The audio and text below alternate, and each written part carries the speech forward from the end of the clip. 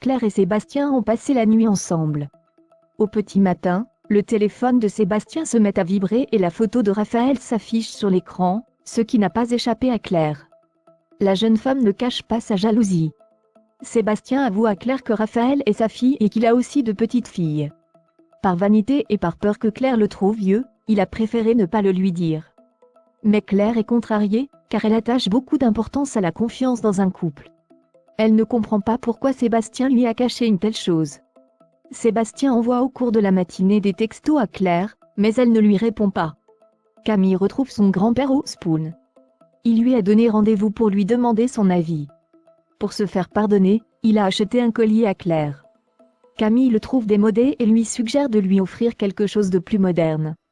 Elle lui montre différents modèles. Claire a finalement accepté de retrouver Sébastien en fin de journée. Sébastien lui confie qu'il ne lui a pas parlé de Raphaël parce qu'il a eu peur de sa réaction vu qu'elles ont le même âge. Claire assure à Sébastien que cela ne la dérange pas. En retour, elle lui avoue être soulagée. Elle a cru qu'il voyait quelqu'un d'autre et elle a peur qu'il ne veuille pas d'une histoire avec elle. Sébastien profite de l'occasion pour lui offrir son présent. Claire demande à Sébastien de lui mettre le collier autour du cou. Et ils s'embrassent pour sceller leur réconciliation. Alex et Chloé ont passé la nuit dans la voiture en panne, ils ont faim et froid. Un tracteur passe par là et enfin ils vont pouvoir être dépannés.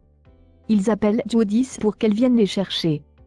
Judith est dégoûtée, elle était bien au lit avec Jordan. Darius est dans le collimateur de la police. Il est le principal suspect dans l'enquête sur la mort de Régis Daunier. À son arrivée au commissariat, Aurore demande à Lisa s'ils ont du nouveau sur Darius. Lisa l'informe que des policiers surveillent son appartement. Quant à son téléphone portable, il est éteint. Au cours de ses recherches, Lisa a appris que le spa où il travaille lui a envoyé récemment un avertissement pour abandon de poste. Ses collègues avaient par ailleurs remarqué qu'il avait changé depuis une dizaine de jours. Il était devenu tendu et agressif. De son côté, Aurore a passé une partie de la nuit à chercher un lien entre Darius et son père, mais sans succès. Elle a montré des photos de Darius à Brigitte, mais elle ne l'a jamais vu et son nom ne lui disait rien. En tout cas, Darius est bien mêlé à la mort de Régis. Le véhicule qu'il a volé correspond exactement au modèle qui a accroché la voiture de Régis. La police a lancé un avis de recherche, diffusé l'immatriculation du véhicule volé, et mis en place des barrages. Pendant ce temps, Darius suit Christelle jusqu'à l'hôpital. Dans un couloir, il surgit dans son dos, lui met la main sur la bouche, et l'entraîne dans une salle. Darius jure à Christelle qu'il ne lui veut aucun mal et se dit désolé. Il veut juste s'acquitter de ses dettes. Darius donne à Christelle une liasse de billets, sa montre et sa chaîne de baptême. C'est tout ce qu'il peut lui donner pour la rembourser. Christelle a vu l'avis de recherche, et l'incite à se dénoncer, mais en vain. Avant de partir, Darius répète à Christelle qu'il est vraiment désolé. Lorsque Christelle rentre chez elle, elle se confie à Sylvain. Darius était son masseur au spa, et elle a été touchée par son histoire personnelle. Elle avoue ensuite à Sylvain qu'elle a accepté de lui prêter de l'argent parce qu'il avait des soucis financiers. Christelle lui raconte ensuite que Darius est passé la voir à l'hôpital pour lui rendre une partie de l'argent. Elle pense qu'ils ne verront jamais le reste de la somme et se dit désolée. Sylvain incite sa femme à aller la voir la police, ce qu'elle fait. Aurore prend sa déposition. Christelle lui explique qu'il y a une dizaine de jours, Darius lui a demandé de lui prêter 8 000 €. Et comme elle a eu envie de l'aider, elle a accepté et n'a pas osé lui demander pourquoi il avait besoin de cet argent. Elle lui explique ensuite que Darius est venu la voir ce matin à l'hôpital pour la rembourser. D'ailleurs, elle l'a trouvé fébrile, comme s'il ne maîtrisait plus rien.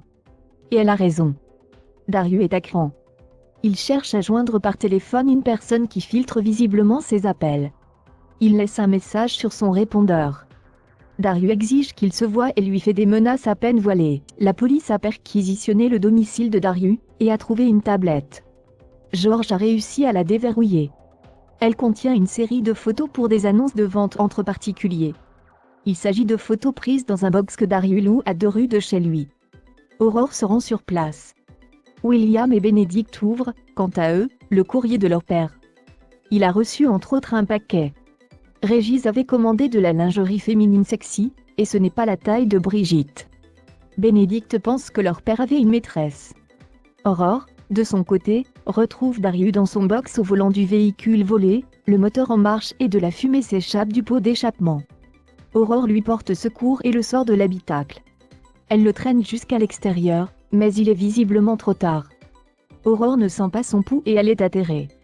Darius est mort. A-t-il fait une tentative de suicide ou est-ce une tentative de meurtre maquillé ?